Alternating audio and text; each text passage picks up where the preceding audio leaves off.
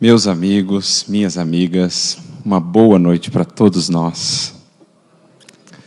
Que Deus nos abençoe em sua paz, que Jesus envolva-nos no seu amor, a fim de que essa noite seja para todos nós, os que aqui estamos, encarnados e desencarnados, muito proveitosa.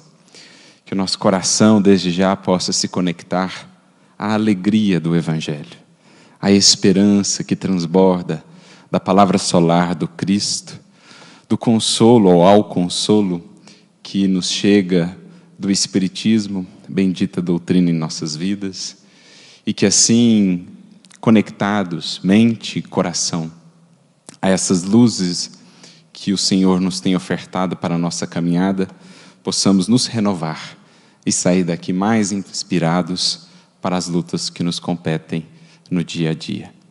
Antes de iniciarmos a nossa reflexão, dentro do tema que nos foi proposto, envolvendo Jesus, a família e a nossa busca mais fundamental de conexão com Deus, nós gostaríamos de agradecer pelo convite que nos foi feito, na pessoa da Ângela.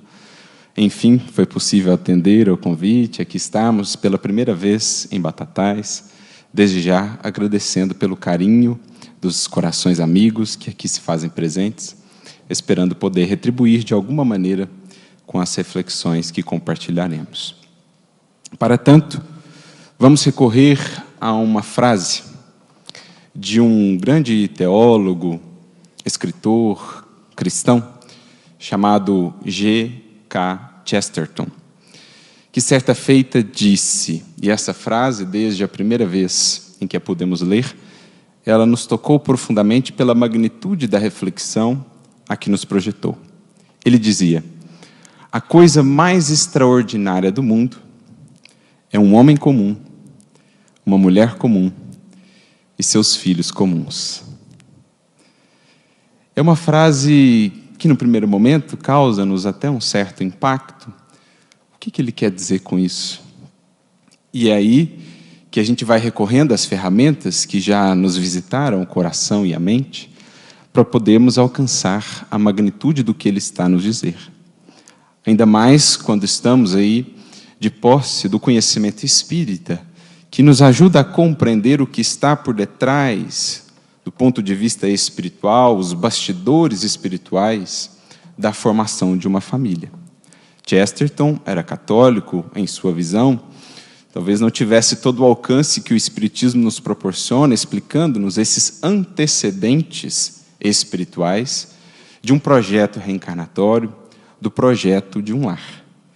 Com o auxílio do Espiritismo, no entanto, o horizonte se amplia em muito. E por detrás de todo lar, de cada família, as famílias comuns, como aqui destacadas por Chesterton, nós veremos sempre um amor em comum. Nós veremos sempre uma misericórdia incalculável e inestimável. É certamente para isso que Chesterton quer nos apontar, para que venhamos a refletir no projeto divino chamado família, no que está ali envolvido em termos de preparação, em termos de oportunidade, em termos de investimento espiritual, em termos de misericórdia, que, para nós, à luz do Espiritismo, vai se tornando muito mais amplo no entendimento que o Espiritismo vai nos proporcionando. Porque vamos identificando que, por detrás de cada célula dessa que se forma no mundo, com as suas várias configurações possíveis, nós teremos sempre um acompanhamento de benfeitores espirituais, um planejamento reencarnatório que demandou anos, quiçá séculos, a fim de que aqueles laços, aqueles corações ali pudessem se reencontrar mais uma vez, no bendito processo das reencarnações, que são esse instituto, que são esse mecanismo mais essencial para o funcionamento da própria criação, ou da lei de evolução, da lei de progresso dos seres. Há ali todo um trabalho envolvendo a dedicação, envolvendo o amor, envolvendo a paciência, envolvendo a misericórdia desses que o representam junto de nós, nossos benfeitores espirituais, que têm sido gradualmente, ao longo dos séculos, a nossa ponte para com Jesus e também a nossa ponte para com Deus, que não é senão a nossa busca mais fundamental. É o que nós vamos depreendendo a partir dessa perspectiva espiritual com a qual passamos a enxergar a vida, tudo na vida, das circunstâncias, as oportunidades, as expiações, provações e também ao próprio lar. E aquilo que antes se nos afigurava comum, porque fazendo parte de tudo o que há, né, permeando aí a vida de tantos e tantos seres, o que nos pareceria comum, agora ganha esse caráter extraordinário, de beleza, de grandeza espiritual, a expressar-nos todo esse trabalho que está por detrás de cada família, de cada lar, de cada aproximação dos corações neste mundo. Porque nós vamos compreendendo, à luz da reencarnação, que não temos sido nós, nos últimos séculos, espíritos, digamos, muito bem-sucedidos em nossas empreitadas, em nossas realizações. A imensa maioria de nós temos sido espíritos rebeldes, espíritos que muitas vezes temos malbaratado as oportunidades, o tesouro do tempo a nós concedido, o próprio corpo, a própria saúde, as posses de que fomos aquinhoados, muitas vezes não estiveram elas a serviço do bem comum, a serviço do progresso espiritual, estiveram antes a serviço de nossas paixões, de nossas ilusões. E é assim que, com um ou outro avanço, é certo, ao longo dos séculos, temos dado alguns passos, mas ainda com muitos ajustes por fazer, vamos nos encontrar, por exemplo, no mundo espiritual, antecedendo a presente encarnação. Não conseguíamos subir a esferas mais sublimadas, porque a própria densidade do nosso ser ainda nos prendia a regiões mais próximas à Terra.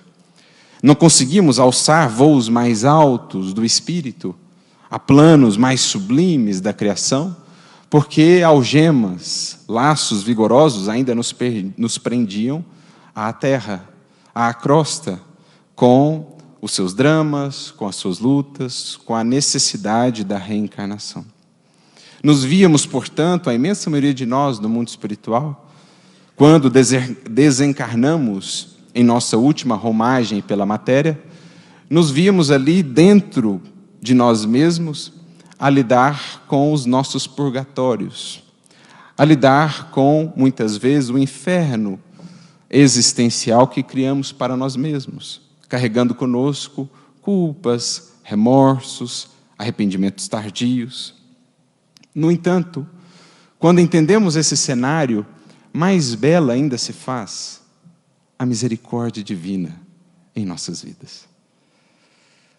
Porque, diferentemente dos processos de justiça que temos aplicado ao longo dos séculos, muitos deles férreos, mais voltados à punição do que propriamente à educação, não nos envia o Senhor, quando nos encontra nesse estado de arrependimento, de purgatório íntimo, de inferno interior, não nos envia o Senhor a prisões úmidas e infectas, para que ali fiquemos por séculos incontáveis.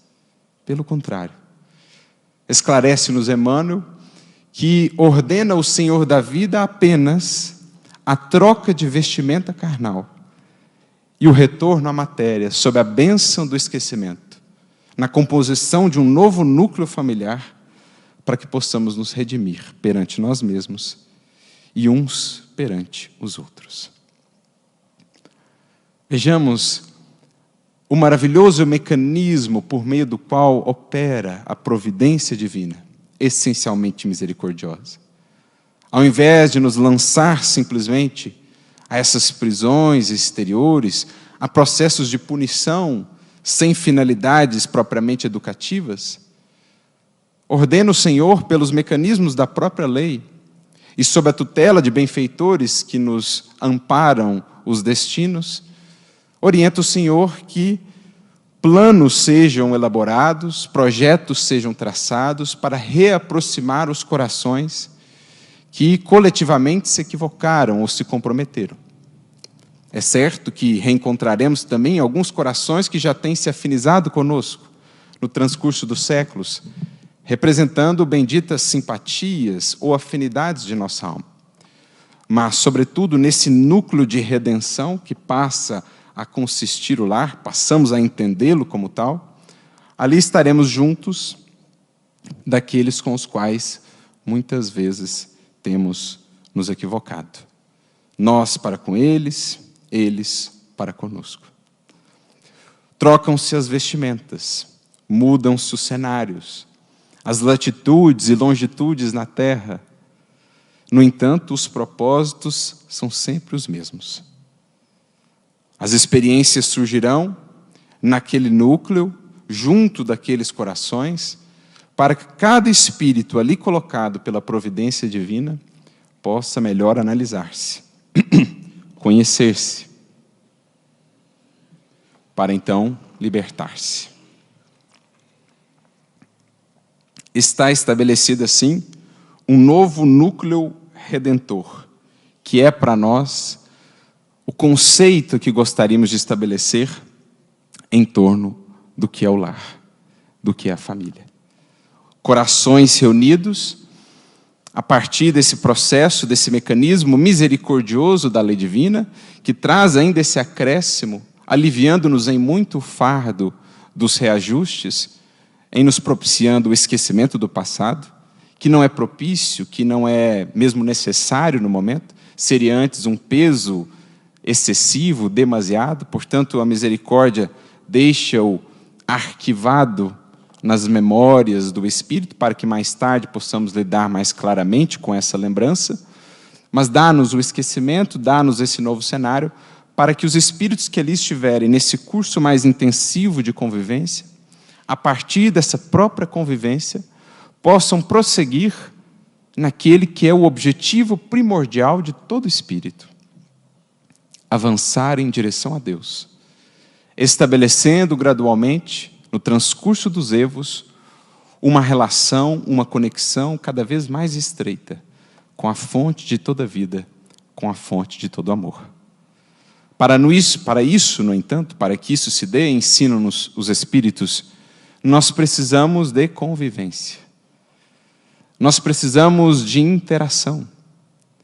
Não haveria progresso, não fossem essas interações entre os seres, por meio das quais os mais habilitados, os que já se adiantaram mais na senda evolutiva, contribuem com os que estão ainda na retaguarda. Estes que estão na retaguarda contribuem com outros que estão ainda mais na retaguarda. E assim sucessivamente, nessa escala de solidariedade que se estabelece em todo o universo e que sustenta a criação e a evolução. Sendo assim, quando pensamos em termos de leis morais que nos regem os destinos, os Espíritos nos falarão de uma delas, na qual estará inserida a família, ou o papel da família.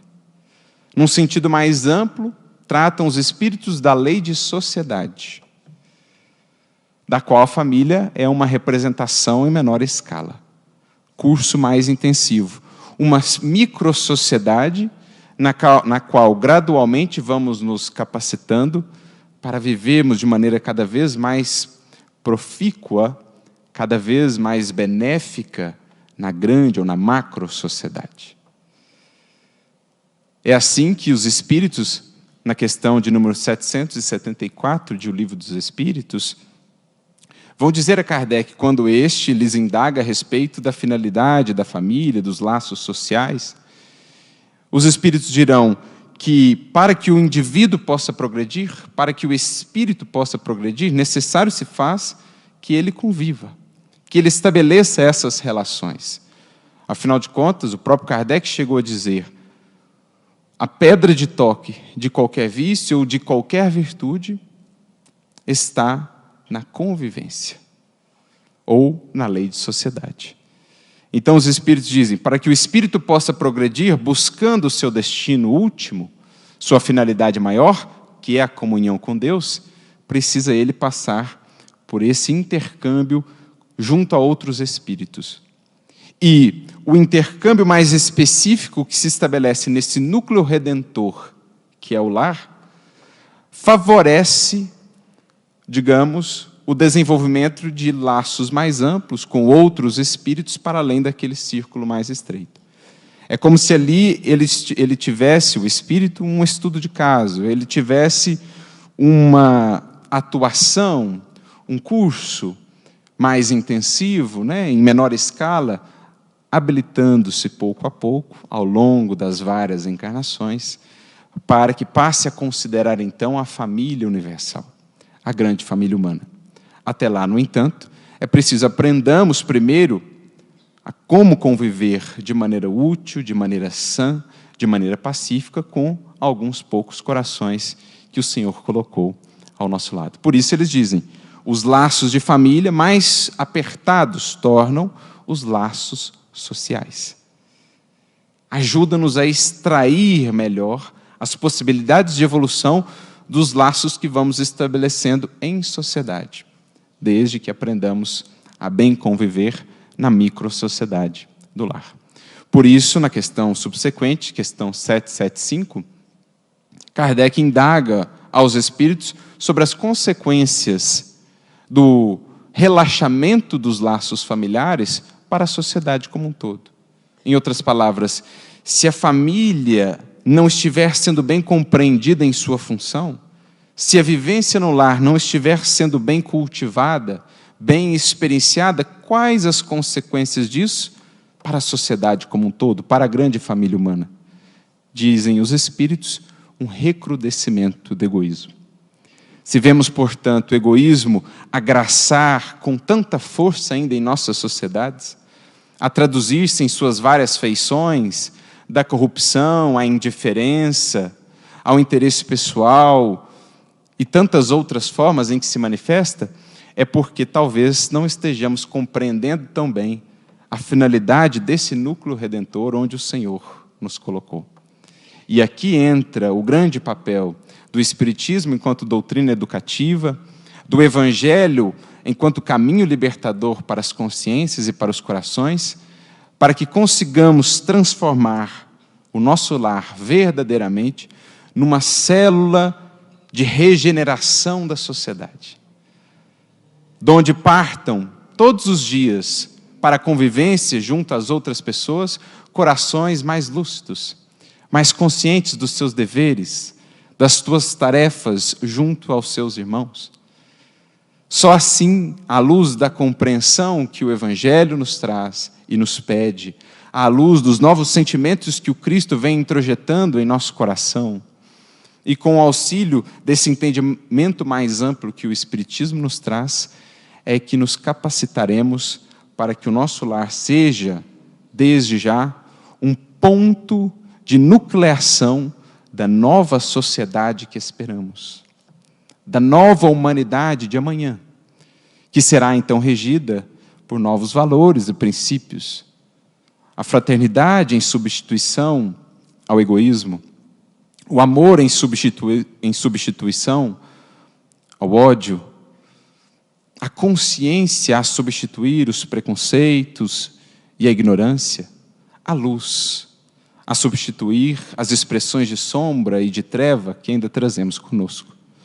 Se almejamos essa humanidade do amanhã, se desejamos ver esse mundo renovado, ele há necessariamente de começar pelas pequenas células que compõem esse todo, esse organismo social no qual estamos inseridos. É assim que, à luz do Espiritismo, nós passamos a enxergar esse encontro de corações no lar. Seja qual for a configuração dessa família que ali se estabelece, por mais comum pareça ela, há algo de extraordinário ali se processando. Lembrando mais uma vez Chesterton, que nos abriu as reflexões. Porque há um projeto imenso, possibilidades imensas, que estão ali sendo ofertadas às criaturas. E aí, naturalmente, correrá por conta de cada um o devido aproveitamento. Mas só pelo fato de entendermos o quanto de misericórdia ali há, quando entendemos o processo das reencarnações e essa maneira do pedagogo divino, o Cristo, bem como o próprio Criador, essa maneira com que nos tem educado, não nos enviando a punições sem finalidade, mas antes nos convidando novamente a conviver com esses corações, encontrando ali aqueles que outrora ferimos, ou mesmo assassinamos, encontrando aqueles que outrora nos despojaram, ou por sua vez nos feriram, nos perseguiram, não mais naquela condição de vítima de algoz, mas agora na condição de irmão e de irmã, de pai e de filho, de mãe e de filha, mudando essa vestimenta, mudando essa configuração, amenizando todas essas dores do pretérito, todos os ressentimentos e rancores, para que o caminho redentor dessas vidas se faça mais suave, se faça mais leve. Eis a magnitude de amor que está envolvido no projeto de um lar, no planejamento reencarnatório de uma família. É preciso não nos esqueçamos disso, para que saibamos devidamente aproveitar essa oportunidade que nos está sendo conferida. Mas para que ela possa, de fato, alcançar a sua função, é preciso que um elemento venha fazer parte desse lar. Para que ele possa realmente alcançar o que foi projetado, o que foi estabelecido, é preciso que tragamos uma presença para esse ambiente, que mais do que um ambiente físico, quando falamos de lar, estamos a falar de ambiente espiritual, é preciso tragamos para esse ambiente espiritual uma presença espiritual. Porque é essa presença que vai garantir o aproveitamento máximo dos recursos, desde que com ela estejamos sintonizados. E é nesse sentido que nós vamos compreendendo a importância de trazermos Jesus para o nosso lar. Já que entendemos todo o potencial que está ali desenvolvido, que está ali expresso, todo o projeto, para que ele seja bem-sucedido em suas finalidades, esse elemento se faz imprescindível. Por isso achamos interessante até o tema que nos foi proposto, Jesus e família. E somente a partir dessa conjunção, a finalidade é alcançada, mais conexão com Deus. Progresso, desenvolvimento, avanço para os espíritos que ali estão. E para meditarmos sobre essa presença e a importância de tê-la em nosso lar, nós recorremos a um livro cujo nome é exatamente este, Jesus no Lar. Mais especificamente, vamos ao prefácio da obra. Quando nosso querido Neio Lúcio nos traz ali algumas reflexões, ele traz naturalmente a obra, mas quem faz o prefácio é o nosso querido Emmanuel, como geralmente se dava com as obras do Chico. Emmanuel comparecia fazendo o prefácio dessas obras e, de certo modo, apresentando para nós uma síntese do projeto de cada livro que Chico nos trouxe. Seja qual fosse o autor, André Luiz, Neio Lúcio, os seus próprios livros, que ele também prefaceia, assim como outros autores, os livros de poemas e tudo mais. Emmanuel, em geral, é quem nos traz o prefácio, apresentando o programa da obra, ajudando-nos a encontrar ali o fio da meada de cada obra. E não é diferente no caso do livro Jesus no Lar. Emmanuel começa dizendo que, para muitos estudiosos, Jesus permanece situado apenas na história como aquele que foi alterando o curso dos acontecimentos políticos do mundo. Para muitos estudiosos, ainda hoje, o Cristo permanece em suas buscas, em suas perspectivas, apenas como aquele Cristo histórico, como aquele personagem que foi, de fato, o mais marcante da história da humanidade, a ponto de dividir as eras. Para muitos teólogos, por sua vez, o Cristo comparece em seus estudos, torna-se ali objeto de estudos nas letras sagradas, indicando ou imprimindo novos rumos à interpretação da fé. Então, ao longo dos séculos, para muitos que se debruçaram sobre o Evangelho, sobre a vida e a mensagem de Jesus, ele não tem passado de um objeto de estudo, e nada além disso. Imprimindo, sim, novas interpretações quanto à fé, quanto à criação, mas não transcendendo esses horizontes. Para muitos filósofos de outros tempos, e ainda hoje, segue sendo Cristo o centro de polêmicas infindáveis, discussões e debates que nunca terminam. E para muitos crentes, ainda hoje, o Cristo é apenas o benfeitor providencial a quem recorremos nos momentos de crise inquietante. É interessante essa descrição de Emmanuel acerca de nossa relação com Jesus passados 2000 anos do Evangelho. Para muitos, ele ocupa essas posições ainda, muito desconectadas, em verdade, daquilo que seria a intimidade mais profunda do ser. Para uns, um personagem histórico, para outros, um objeto de estudo, mas não um estudo que realmente renove-nos o ser. Para outros tantos, um motivo ou um centro para discussões e debates infindáveis, e para outros, aquele a quem se recorre nos momentos de apuro, mas do qual se esquece nos momentos de calmaria e tranquilidade. No entanto, prossegue Emmanuel no prefácio, quando a criatura realmente alcança o entendimento da Boa Nova, ela percebe que Jesus não é somente o reformador da civilização, não é somente o legislador da crença, não é somente o condutor do raciocínio, não é somente o doador de facilidades terrestres, mas além disso e acima de tudo, o renovador da vida de cada um. Então, para além do personagem histórico que mudou o curso dos acontecimentos do mundo, para além daquele que estabelece novas crenças, para além daquele que é simplesmente um condutor dos nossos raciocínios, ou um pretexto para os nossos raciocínios, além daquele por meio do qual buscamos algumas facilidades terrestres, nós vamos vendo, acima de tudo, em Jesus, o Divino Mestre e renovador da vida de cada um. E aí, continua Emmanuel dizendo, quando chegamos a esse ápice de entendimento, olha o que ele diz, esse é o ápice de entendimento no que diz respeito ao Cristo. Quando nós o trazemos como programa para a nossa vida, entendendo como renovador de nossos caminhos, de nosso sentir, de nosso viver.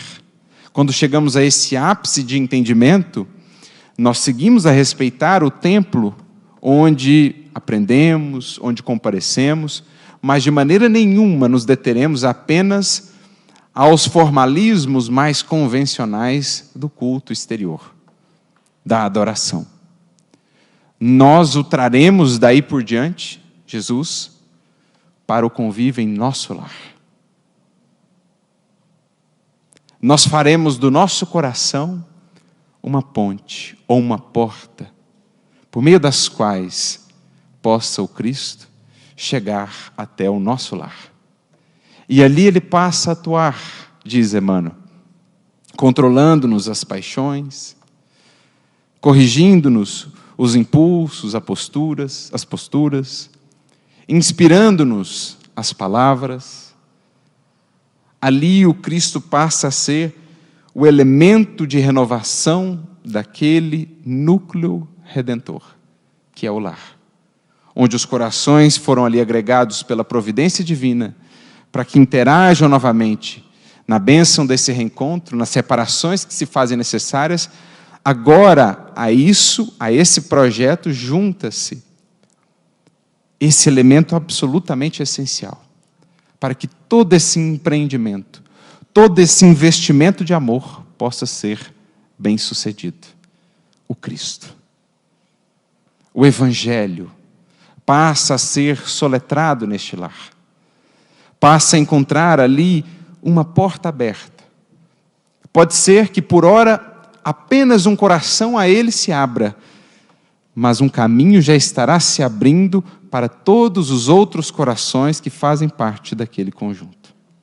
É o que Emmanuel nos dirá: no lar onde exista um coração sinceramente dedicado ao Cristo, ali já está se pavimentando um caminho redentor para as outras vidas que partilham daquele lar. Voltando ao prefácio do livro Jesus no Lar, ele prossegue: quando enfim o Evangelho adentra num lar, mais facilmente então os corações se abrem à visita, à presença e, por que não, à morada, à moradia definitiva do Divino Amigo, junto àqueles espíritos, junto àqueles corações. É assim, portanto, que Emmanuel abre essa obra, elencando, destacando para nós a importância desses corações que de boa vontade se façam emissários do Cristo junto aos seus. Mesmo aqueles que ainda demonstrem talvez muita resistência, aqueles que se mostrem ainda muito refratários a Jesus, se um coração ali já começar a expressá-lo, um caminho de renovação começa a se construir, que talvez não será percorrido nesta existência, nesta encarnação, mas é preciso pensemos aquele núcleo de espíritos não como algo adstrito, limitado a uma existência apenas. Nossa história remonta a séculos para trás. Nossa história, junto desses corações, se projeta para a imortalidade. Mas é preciso, em algum momento, começar. É preciso que alguém dê o primeiro passo. E é por isso que Neio Lúcio, talvez, tenha buscado nos trazer esse livro, porque ele pôde muito bem experienciar o valor de um coração na redenção de todo um lar, de toda uma família espiritual.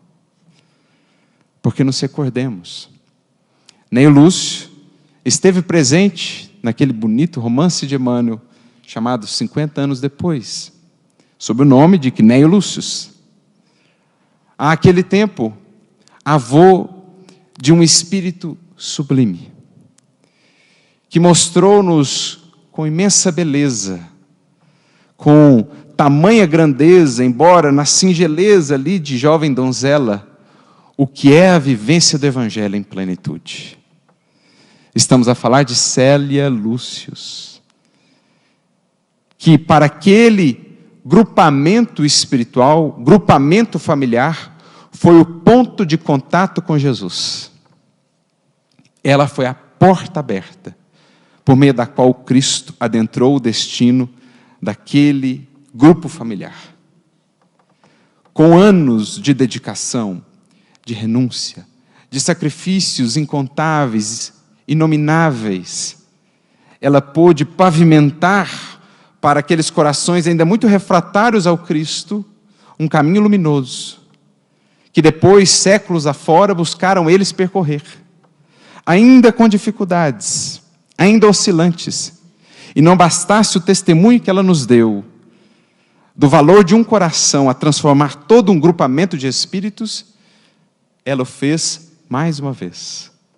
Alguns séculos mais adiante, quando vendo que aqueles corações ainda hesitavam na sua jornada com Cristo, ainda não haviam conseguido se firmar na sua trajetória de renovação com Jesus, desce ela das esferas sublimadas, onde aprendia a grandeza da arte divina, e vem ter conosco mais uma vez nesse mundo de sombras e de lutas, de dores e de provas.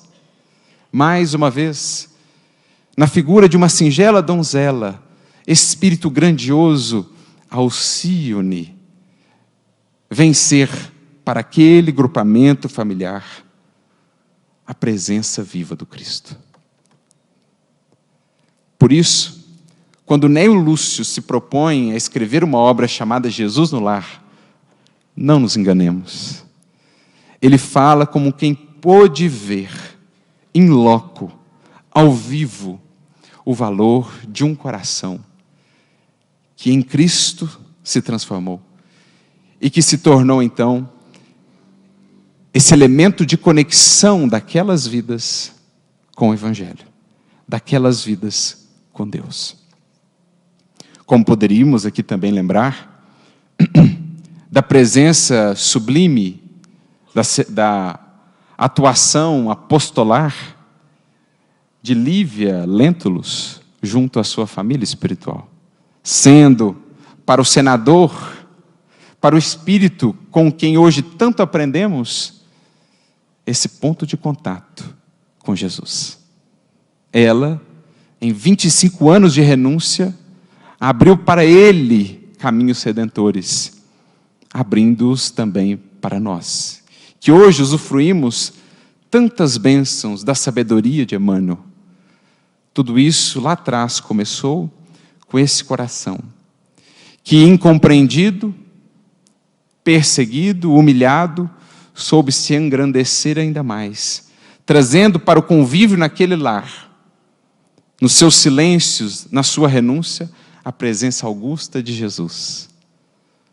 No exemplo da indulgência, no exemplo do perdão, pavimentando caminhos de redenção para aquelas almas que com ela conviveram e, naturalmente, para todos nós.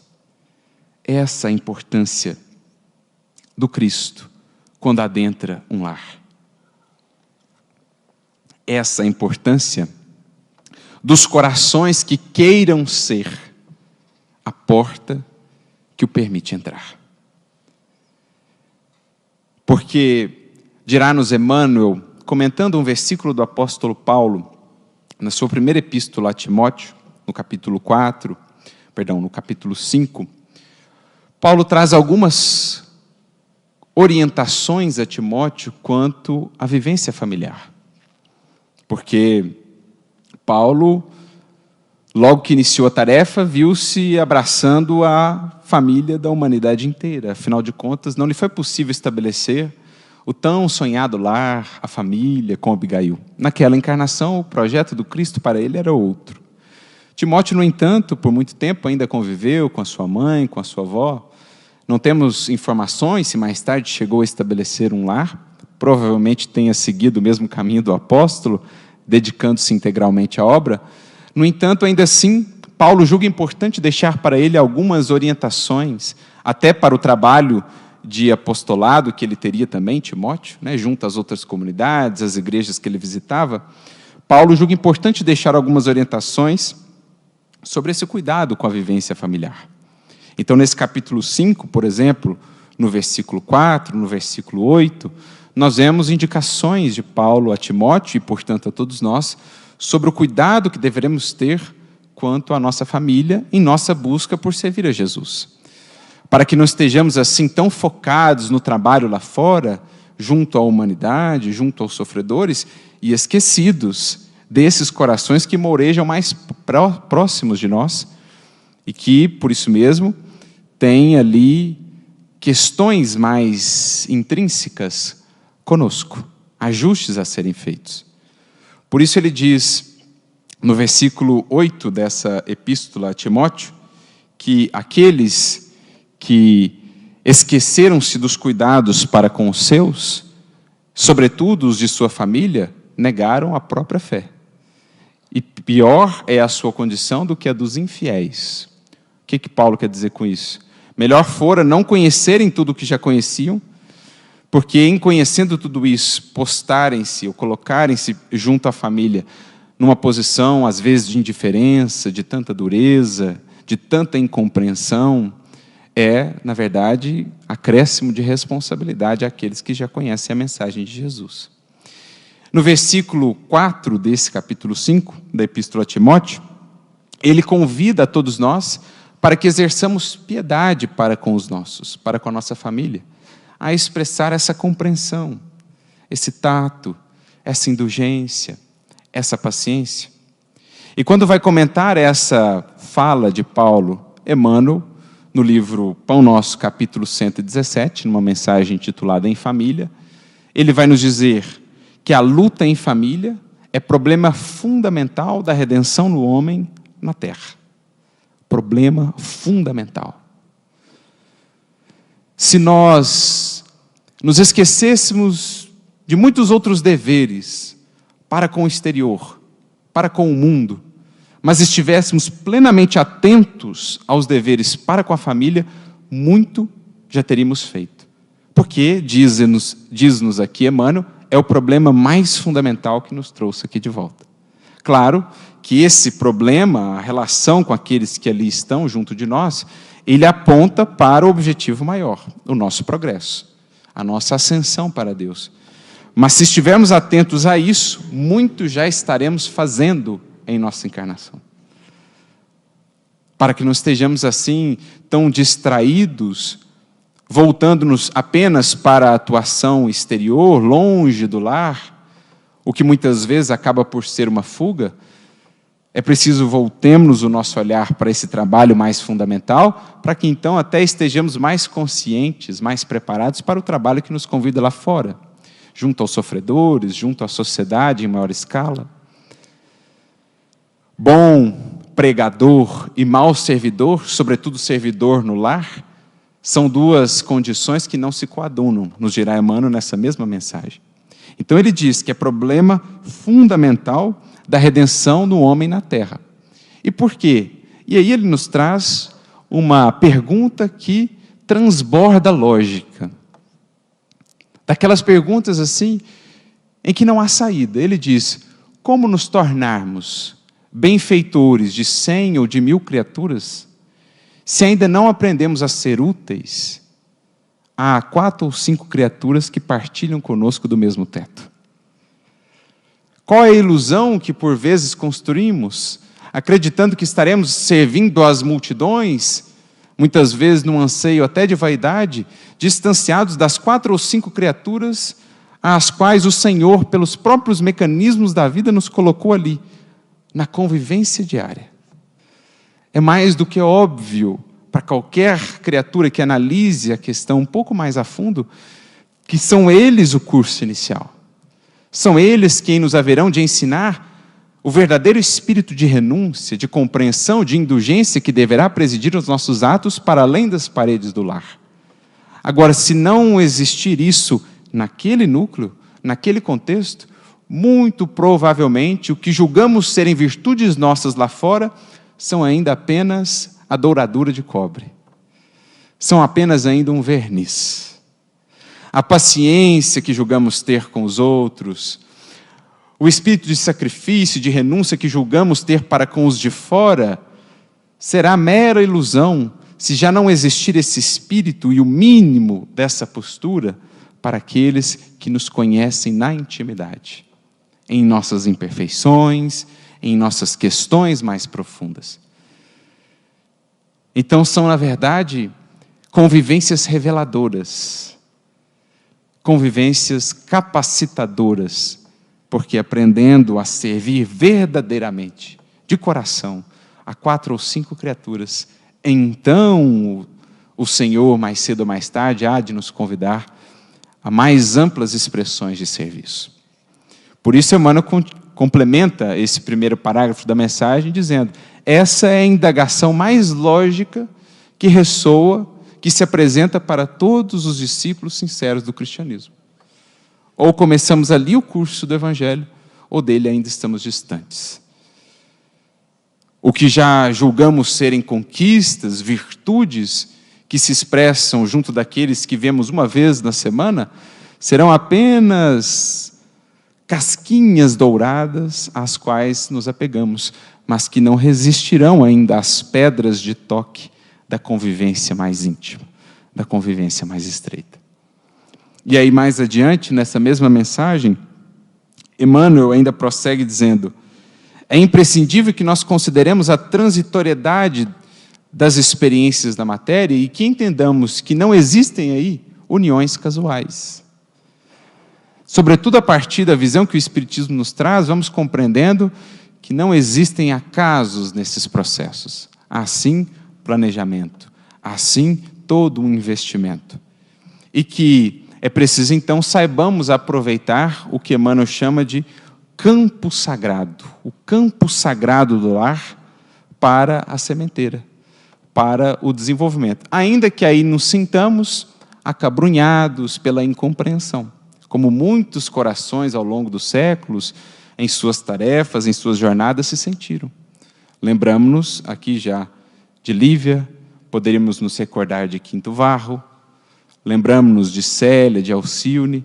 É interessante que boa parte dos romances de Emmanuel nos tragam as reflexões em torno justamente disso. Corações que, incompreendidos junto do lar, dos familiares, foram para eles portas de redenção, porque permitiram que o Cristo ali adentrasse, primeiro em suas vidas, para que aos poucos pudesse ser ele, bem como a sua mensagem, compreendida por aquelas vidas que ali estavam ao seu redor. Então ele diz que ninguém, portanto, despreze esse campo sagrado de serviço, por mais que atualmente ainda seja caracterizado no mundo por provas salvadoras, por provas regeneradoras, constituiria falta grave esquecer-lhe as infinitas possibilidades de trabalho iluminativo. Olha o que Emmanuel está dizendo. Um lar apresenta ao espírito de boa vontade infinitas possibilidades iluminativas. Infinitas. Ao espírito que quiser aproveitar, ao espírito que souber compreender, ao espírito que quiser expressar em si o chamado do Cristo às outras vidas. Recordo-me aqui daquela passagem interessante do Evangelho, a cura de Jesus de um endemoniado ali na região de Gadara, e esse indivíduo fica tão tocado pelas bênçãos recebidas do Mestre, que intentava deixar tudo para trás a fim de segui-lo. Não sabemos como era a convivência com a família, ele que já estava, pelo que podemos depreender da passagem, talvez há muito tempo naquela condição lamentável, no processo grave de obsessão. Não sabemos como era a sua vida pregressa, a vida junto ao lar, mas ele queria deixar tudo para trás para seguir a Jesus. E então dele ouve a orientação que a todos nos alcança. Não, meu filho, vai e volta para os teus e anuncia quão grandes coisas o Senhor te fez. Aos corações, portanto, que se sentem insulados em suas buscas, incompreendidos já no anseio pelo Evangelho que se expressa em seus corações, aqueles que se veem ainda cercados no ambiente do lar, seja pelo materialismo, seja pela busca somente da matéria, dos elementos materiais, das felicidades ilusórias do mundo, a esses corações, diz o Senhor, não deixe o seu posto, pelo contrário, anuncie em tua vida quão grandes coisas o Evangelho tem te feito. O quanto o Evangelho tem te descortinado uma vida tão mais bela, tão mais sublime, tão mais ampla. Fala sem palavras a esses corações do amor de Jesus, da misericórdia que nos preside os destinos, da esperança que nunca fenece no coração que se aquece pelo amor do Cristo. Fale a eles sem palavras da alegria de viver e da alegria de servir. Anuncia, meu filho, minha filha, aos teus, quão grandes coisas Jesus tem te mostrado. Jesus tem te revelado. Talvez não te compreenderão agora, mas as sementes ficarão. Talvez não germinarão agora, mas um dia frutificarão. Persiste, portanto, e semeia. Semeia sem esperar, semeia sem exigir. Aprenda a amar apenas, e o Senhor fará o resto, no devido tempo de cada um. Ele só precisa de uma porta aberta naquele lar. Seja essa porta o seu coração. Seja essa porta a sua palavra serena e reconfortante. Seja essa porta o teu silêncio acolhedor, a tua renúncia que ilumina. Seja tu a porta para o Cristo, junto dos teus. É isso o que vai se tornando o lar, a partir desse coração de boa vontade, que sabe aproveitar as infinitas possibilidades, como nos disse aqui Emmanuel, de iluminação, quando ao nosso lar trazemos a presença de Jesus. Porque ele se torna então um caminho que se pavimenta. Ele se torna um hospital de almas. Ele se torna um núcleo verdadeiramente redentor. Aqui nós nos lembramos de uma passagem que está no livro Os Mensageiros. No capítulo 34 em diante do livro Os Mensageiros, André Luiz, juntamente com Aniceto, tem a oportunidade de visitar um lar, que era denominado, e esse é o título do capítulo número 34 da obra, Oficina de Nosso Lar. Era um lar onde resplandecia de tal maneira o Evangelho, que a espiritualidade de nosso lar, daquele lar, se servia como posto avançado de serviço. Ali habitava Isabel, viúva há algum tempo, com 3 meninas, oriundas de nosso lar, e um menino, aí um espírito um pouco mais complicado, oriundo de regiões inferiores do mundo espiritual. O seu marido, Isidoro, havia desencarnado há algum tempo, e tal era a dedicação daquele coração, desde quando esteve encarnado, junto da esposa, ambos haviam aportado de volta na matéria, vindos de nosso lar para tarefas redentoras. Tal havia sido a dedicação daquele lar, que ele recebe a autorização no mundo espiritual, para logo voltar ao próprio lar, em convivência espiritual, agora como benfeitor dos filhos e da esposa. E ali ele coordenava do mundo espiritual as atividades, a esposa coordenando as atividades do mundo material.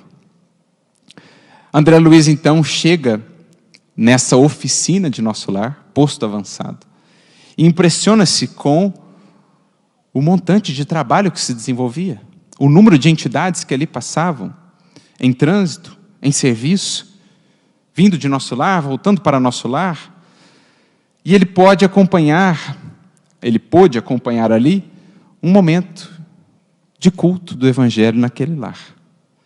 Num lar que verdadeiramente havia se convertido numa célula do Cristo. E ele fica então encantado com as expressões de espiritualidade daquela família. Os benfeitores que ali compareciam, ajudando aquela mulher nas lutas da vida, passavam por dificuldades materiais, 4 crianças, aquela mulher heróica na resignação, na esperança, educando os filhos, sendo terna e firme ao mesmo tempo, quando precisava ser, sobretudo com o filho, que era um espírito um pouco mais rebelde. André Luiz acompanha a descrição daquele culto, daquele momento de espiritualidade, Isidoro participando como membro da família, que de fato era, apenas desprovido de corpo. E aí, ao finalizarem-se os trabalhos, todos muito emocionados, tocados com aquela cena, Aniceto volta-se para André Luiz e diz: esperemos que celeiros do sentimento como esses possam se multiplicar. Olha como define Aniceto um lar cristianizado, um lar evangelizado, é um celeiro de sentimentos para o mundo. Daquele lar partirão para o mundo os frutos abençoados do amor, da bondade, da humildade, que é a melhor contribuição que à sociedade podemos dar, que ao mundo podemos dar. O legado dos nossos sentimentos. Que sentimentos introduzimos na corrente da vida a cada dia, quando vamos ao trabalho, quando vamos à rua, quando vamos ao centro espírita. Essa é a nossa contribuição.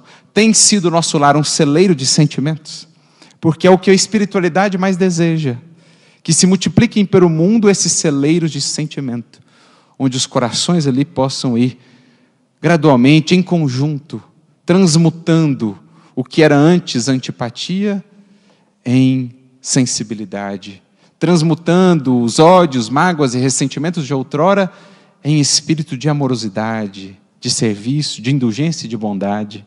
Celeiros de sentimentos se tornam os lares com Jesus.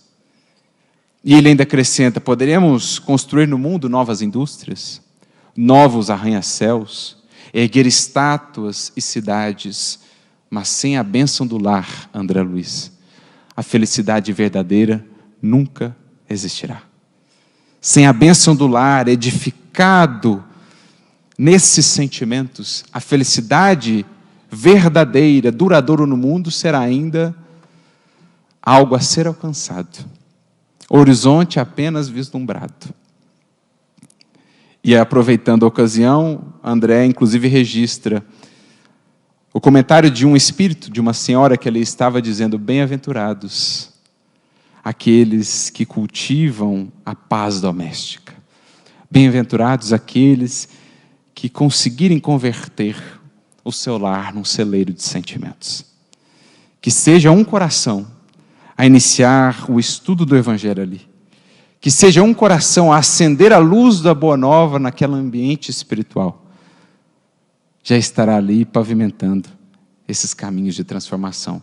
Essa cena, aliás, nos lembra uma muito similar que é descrita por Allan Kardec na Revista Espírita de setembro de 1859, num artigo chamado Intimidade de uma Família Espírita. É muito similar a esse que é apresentado no livro Os Mensageiros.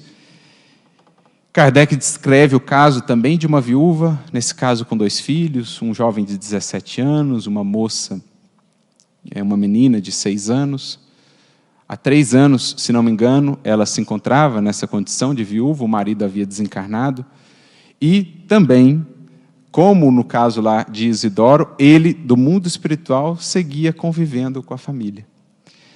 E ele então, Kardec, descreve que aquela família se reunia nos momentos de estudo, né, faziam aquelas reuniões íntimas, e por meio da mediunidade da mãe, o pai interagia com os filhos, conversava com eles, os orientava, como se vivo estivesse, e vivo está, porque esse será o futuro dos lares do mundo, meus amigos. Quando conscientes, verdadeiramente conscientes estivermos da realidade da vida que nunca fenece, conviveremos espiritualmente e naturalmente com os nossos seres queridos, na comunhão que há de se estabelecer e de se naturalizar no porvir da humanidade, quando nós, espíritos encarnados, vivemos como espíritos que somos. Estaremos para lá voltados com essa consciência. Então ali esse pai convivia com os filhos, os orientava, dizia, estimulava. E Kardec vem descrevendo, né, a vida daquela família que ele diz profundamente cristã, profundamente piedosa, profundamente caritativa. E ele então chega a dizer em determinado momento: é um espetáculo verdadeiramente edificante poder ver uma família como essa. É um espetáculo. Ver um lar em que o Evangelho se tornou sua base, em que o Cristo se tornou a sua luz.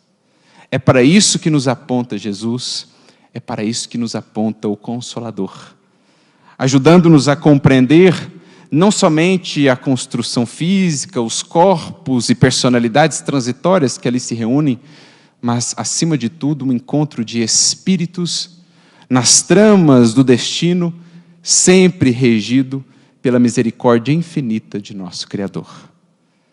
Por detrás, portanto, de cada família, a mais comum das famílias, nós vamos compreendendo a magnitude de um imenso amor.